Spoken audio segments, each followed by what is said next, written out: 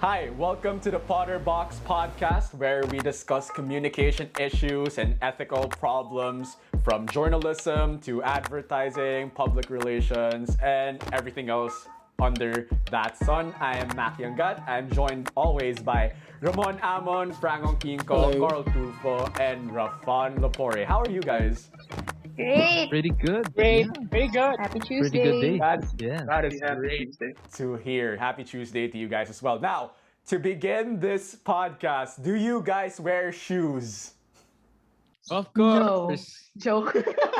And what do I say when I see shoes? What are No, those? Ortho. Bakit? Ayos naman. No. Oh, go ma. Anyways. Anyways, that was terrible. But I am a big sports fan, if I haven't mentioned it for the 100th time. And do you guys know anything about American football? No idea. Basically, a sport where people hold an oval ball and beat the crap out of each other. All right. Thank you, And yet they Ravon. call and yet they call it football. Okay. Very vivid description. So I asked that because our issue for today in the Potterbox podcast has something to do with American football. In fact, it's the game between TCU and Oregon back in 2011 or 2012, if I remember correctly. I think it's 2011. during- Yeah. Oh, okay, thank you for that one. And it was during the Rose Bowl for that year. And we actually pulled a clip on what essentially brought the issue. And we'll play it for you guys before we start discussing. So, hit the video. And here they come hammering with John Clay. And Aaron Andrews, Herbie has noticed a lot of slipping on the part of TCU. What's the story? We're looking at them. Those are the cleats, brand new, designed by Nike for the Rose Bowl. They're actually supposed to prevent slipping. TCU got these cleats, Brent, on Sunday, and I heard from their staff, even during practices, they were changing them out. So I just asked the equipment staff, are you able to change out the cleats in the game? They didn't bring another pair. Okay, so that might seem very inconspicuous and nothing out of anything wrong, but apparently, and this is the big but. So notice how the report was very centered on the particular Nike cleats that TCU was wearing. Well, the report might just seem like Erin Andrews is doing her job and anything of the like, but apparently 2 weeks later, after the game, 2 weeks later, Reebok, one of Nike's competitors in the sports apparel industry, including shoes, announced that Erin Andrews is one of their new brand ambassadors. And it basically became this whole explosion of reaction from people in journalism and just the whole communication community. And what do you guys feel about that then? From this report and then that whole revelation of endorsement. Well, actually, yeah, if you were to think of it, who wouldn't be suspicious of such a case where a reporter says something about Nike shoes slipping and causing problems for players, and then somewhat 2 weeks later she becomes an endorser? Like, whoa, what just happened? Exactly. Right? Yeah. And like, it's very clear that the critics, all they were saying was that journalists, reporters should not have endorsement deals because anything they say it's taking away from, the authenticity and the credibility of the report. And Rafan, like, do you think then this whole reaction is very understanding? Is it the right reaction? Because like, no, apparently as well, like, there are no details pointing that Erin Andrews was already under contract, or at least were in middle of negotiations with Reebok when the particular game occurred. But like, Rafan, what do you think? Was this reaction from the critics justifiable then? Well, somehow it sounds justifiable since, big corporations sometimes use reporters, journalists, and other important people for their products and service. And to think this is probably the second biggest shoe incident since George W. Bush was victim of an Iraqi journalist Oh So wow. shoes and journalists just really go together in certain issues here. But yeah, there are no details pointing that Andrews was already contractually obligated to endorse Reebok at the time of the report and whatnot. And actually, ESPN after this issue actually banned out their sports reporters and journalists from taking any more endorsements Yep. because of the reaction from the critics, despite the lack of any other details and whatnot. So, with all the details in place now, we can really now start dissecting this issue further because, again, as I've mentioned, it did seem like there's nothing wrong with the report, but it's that issue, that certain detail that was revealed 2 weeks after the game is where it really gets interesting and it makes the report then seem dicey. But let's now dissect this further. Let's start with you, Rock. Like, we now point to the values of the Potterbox. So Of course, yeah. let's start with Erin, she's the main perpetrator here. Like, what do you think then she values out of this ordeal? Well, our main perpetrator, right? And I'm gonna say this very bluntly because it's what I saw. Speaking as someone who's not even a sports fan, it's clear to me that she clearly loves her job. In fact, you talked about it a lot, like outside of here, Maki, that she at the time around of this incident, she was already an up and coming rising hotshot in the world of journalism or sports journalism. Sorry. Yeah. Oh And wow. the game, the sports or the Rose Bowl, was apparently also a big event. It So, is. I give her credit for really. And if you look at the clip, she was very energetic, very preppy. She wanted to, really do her job well. And I think, like we mentioned earlier in the situation, she even begins this whole issue about the Nike shoe because someone else on the broadcasting team asked her a question. So it's clear to me that she's just doing her job well. And at the end of the day, she values that occupation. She values her place within that industry. And if she needs to report every single detail, then that's what she needs to do. We can also then sort of veer off then, bringing up the whole Reebok endorsement in that endorsements give you money. It's as simple as that. And regardless if that is connected to her and her bringing up the Nike shoe, she still took up that offer because it would give her more money and an elevation within an industry she's already enjoying herself in. Yeah. So And- I think to her Yeah, credit, agreed. Agree. I mean, like nothing wrong with chasing a good bag if you're not Chasing the stepping on bag. anyone's toes and whatnot. And it feels like Erin didn't certainly step on any toes because again, she just really valued detailed reporting. I mean, let's be real.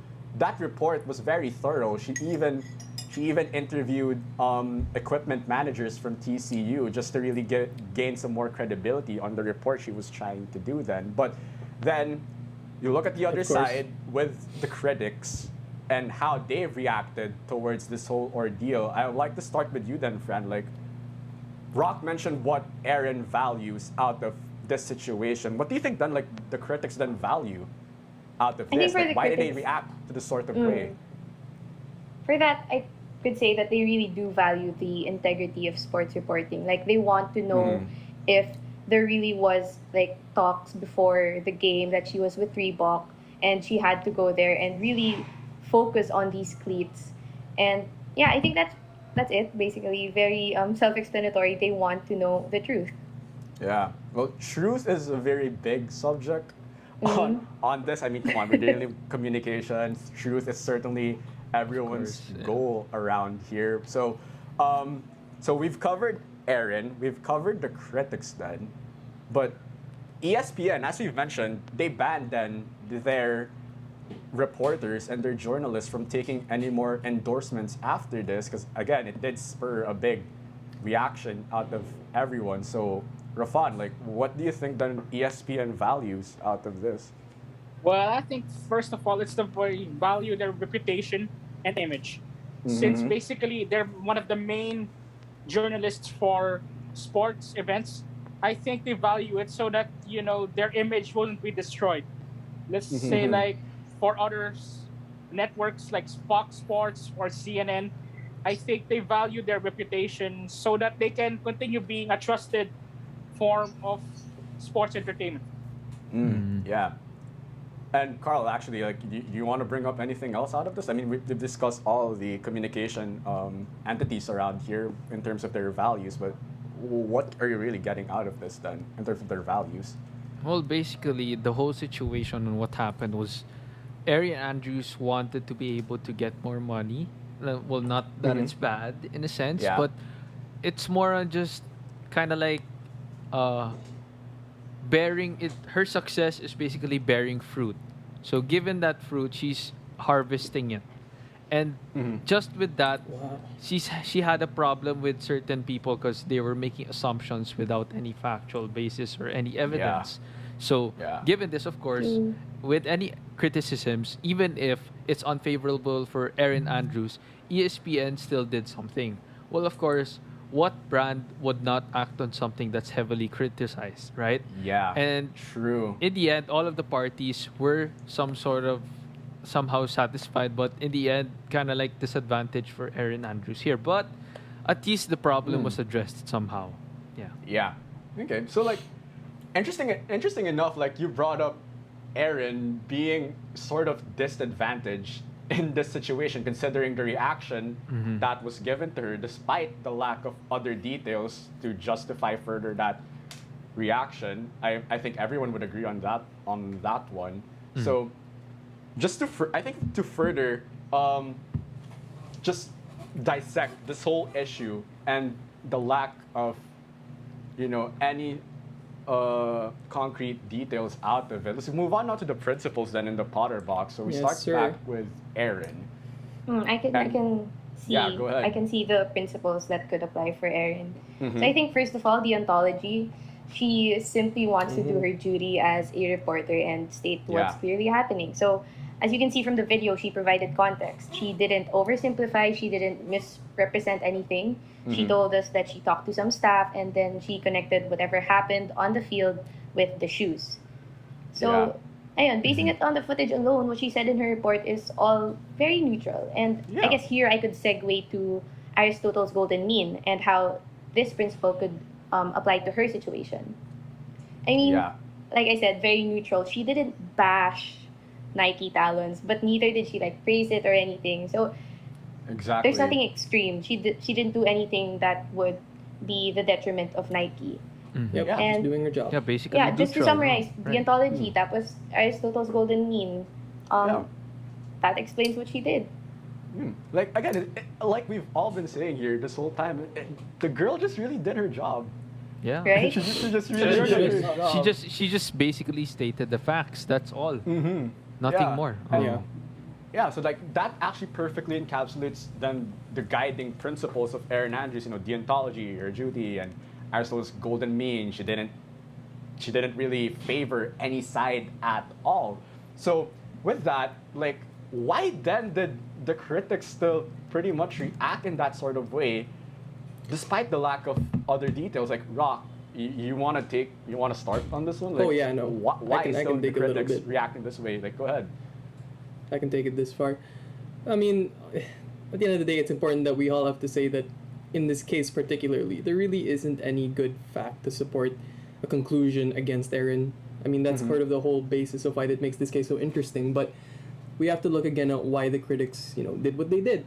And judging off their value of valuing honesty, it's clear that they're really very focused on character. They want the sort of best out of a person's, personality, their will, their moral judgment. And so I think we can sort of latch on to personalism with them, right? It's sort of Yeah. their focus on making sure that everybody who's a good functioning human being does their actions out of, a good moral standard, out of a character that they've grown up into. And again, critics are people, so, Yeah. that's just how I think I view it. Yeah. So yeah, like we've mentioned throughout this podcast already, like the value on truth, and certainly the critics with how they reacted, despite the lack of details, they just really valued the truth then. And Rafan, like, why do you think then critics like really valued this value of truth? Like, what do you think really pushed them to be super enraged with what Erin did and the revelation of her endorsement? Basically, I think they felt like she was not doing her job as a journalist. Because, journalists have to tell the truth, whether it hurts or not. And I think the critics' main goal is to tell her that you have to tell the truth, even if it will cost you something. Because, the truth hurts, but you have to accept it. Yeah, truth. And certainly felt like truth is a duty among journalists, since it's like a very deontological principle on that one. And finally, for Duty. ESPN, I mean, we've mentioned that, you know, they banned their reporters and journalists from taking endorsements ever since this ordeal. So, Carl, like, what do you think then, like, drove ESPN in terms of principles in making this type of decision as a company then? Well, coming from the decision of ESPN, what I think is that it's more of a utilitarian perspective. Why? Because, of course, like what I mentioned a while ago, Aaron Andrews was basically at a more disadvantageous side, and the critics were Yeah. more on the advantageous side. So, what was the majority of the basically basis of the decision? It was the critics, and they were the Yeah. big majority. And who was the minority? It was Aaron Andrews, which led to the decision of ESPN to protecting their image. Because of course, when you try to protect one person, this is coming from a utilitarian perspective. You're trying to protect one person, you'll lose everyone and just have that one person. While you protect the big people, the kind of like bigger number, and kind of like lose the grip on that person, then it would be completely fine. Well, Yeah. for them, that's what they think. Yeah. So yeah, that's what I think Yeah. for ESPN. Yeah, certainly ESPN felt like, you know, appeasing the more seemed like the greater happiness, since you've mentioned, since yeah, it is utilitarianism. It is, with them banning their journalists from taking endorsements again, it seemed like, yeah, it's pleasing them more and producing greater happiness. Now, with loyalties then in the Potterbox, then what then is Erin loyal to out of all of this? For your guys' mind, like, Rock, we go back to you since you started with the values for Erin.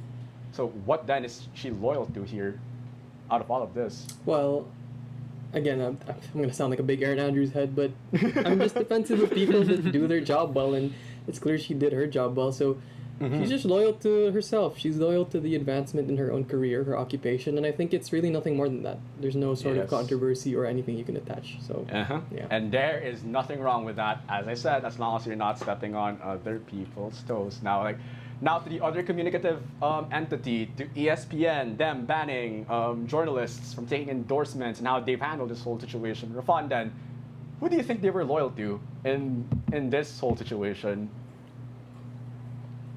I think they were loyal go. to more on their brand and interest, because you know they're as for sports journalism, so they're trying their best to protect their image as a safe way to watch sports and enjoy it. Yes, exactly. And to the critics then, who we've talked about, and their whole reaction towards Aaron, like, Carl, like, I go back to you, like, what do you say then? Is what's their loyalty out of all of this? Well, basically coming from the whole situation, and they kind of like assumed what happened. Well, of course, they wanted to know what was actually happening. What was the truth? Was the reporter actually saying something that was more unfactual, or it was more in such a way to destroy another company?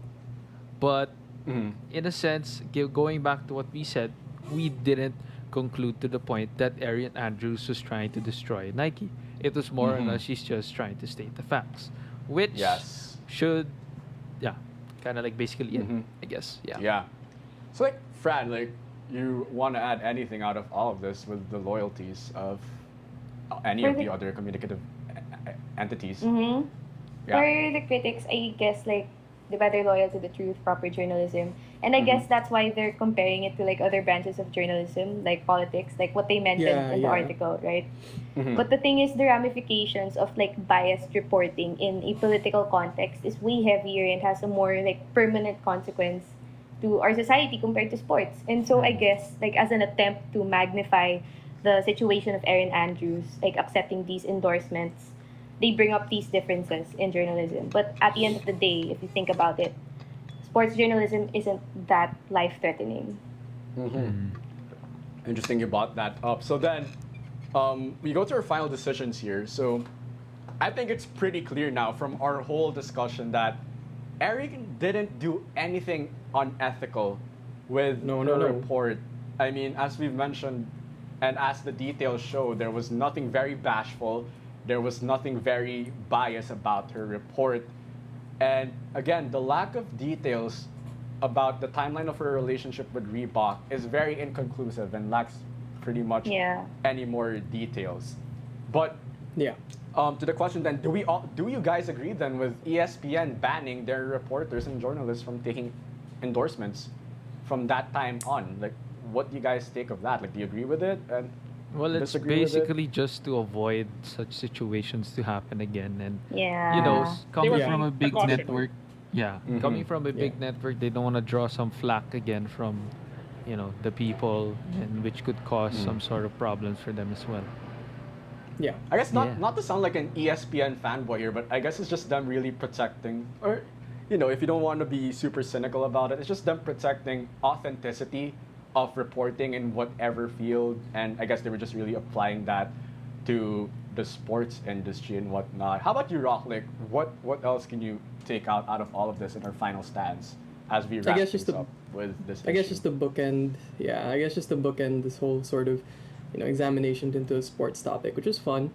I think we can all just make it clear, and I think we all agree, right, that there really is no clear sign of what side was right or not. We all Yeah. kind of sort of repeated the fact that Erin was just doing her job, so therefore it doesn't make her unethical. But at the end Yeah. of the day, there's a possibility, sorry, that there are facts still out there that we don't know. So on either side, as much as we support Erin, there is still a possibility that she did do something wrong. So in this case, what makes it so interesting and what makes it, something that we wanted to bring up was that there really is no clear side to pick. There's really no clear side that you can feasibly make a stable Yeah. conclusion for. Am I right? Mhm. So Yeah. to that end, yeah, I think this case will be open-ended in that case. But in reporting in the realm of that, we just know that it should be as stable and as uptight as any other field, even something like sports. Yep. So So it's that's pretty just how much I like view this whole misunderstanding and critics, due to their loyalties and principles, they jumped the gun and made a story out of it. But again, we never know if it's just a made-up story because, again, the lack of details, which, as Rock mentioned, it's such an interesting issue to dissect. And For sure. with that, that's all the time we have for the Potterbox podcast. Thank you so Oh, much that's a for taking shame. the time to listen to us. Thank you. Thank you. Take care. Thank Bye, you for guys. listening. Bye.